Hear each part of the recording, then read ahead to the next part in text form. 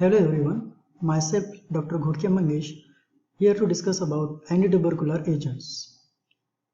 Now in the first part we have seen the classification of antitubercular agent and we have covered the first line agents.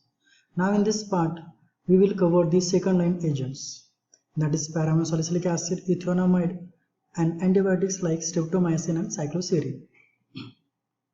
So first compound is paraamino-salicylic acid.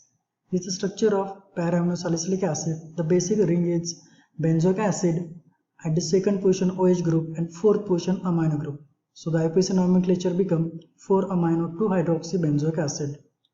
Now we'll go through the ACR of paraamino-salicylic acid.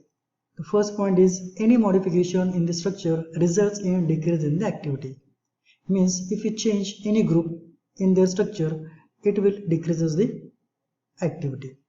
Second point is replacement of amino group with OH/OR results in inactive compound.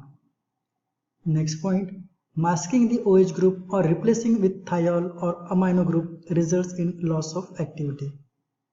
The conversion of COOH group into ester or amide results in decrease in the activity. Now the mode of action of paraamino-salicylic acid. First, there is guanosine converted into the pteridine nucleus.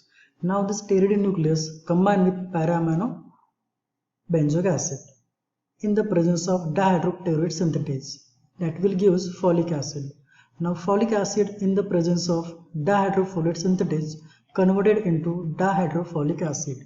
Now this dihydrofolic acid in the presence of folic acid reductase converted into tetrahydrofolic acid. Now this tetrahydrofolic acid will convert into N5N10 methyl THFA, and from this we will get N5-formyl and N10-formyl THFA, which are involved in the formation of deoxythiocinate phosphate, pyrimidine, purine and amino acids. All these are the nucleic acid content of the mycobacterial cell. Having the structural similarity with para-amino-benzoic acid, para-amino-salicylic acid inhibit the incorporation of para-amino-benzoic acid so that there is no formation of folic acid, dihydrofolic acid, tetrahydrofolic acid, and ultimately results into the no formation of the nucleic acid content. Thus, it will prevent the growth of the mycobacterial tuberculi. Now the side effects are anorexia, which can be prevented by using calcium salts of para-amino-salicylic acid. Some allergic reactions are also occur during the treatment. The second compound is ethionamide. This is the basic ring nucleus of the ethionamide. Basic nucleus is pyridine, at second position C2H5 group and at fourth position it is having the thioamide group.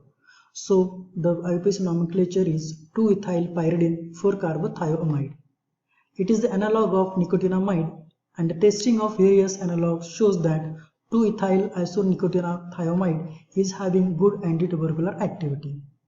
Mode of action of ethionamide, it prevents the peptide synthesis in the mycobacteria by blocking the incorporation of amino acid containing sulfur like cysteine and methionine. Now the next compound is streptomycin, which is also called as antitubercular antibiotic. Now this structure is obtained. Now this compound is obtained from Streptomyces griseus, which inhibit both gram-positive and gram-negative bacteria. The content of this nucleus, the structure are streptidine, streptose, glucosamine. Now we'll go through the ACR. The first one is the reduction of CHO group gives primary alcohol, which have similar activity. The oxidation of CHO to COOH results in inactive compound. Glucosamine nucleus increases the water solubility of the drug. Alpha streptose and alpha streptidine are essential for its activity.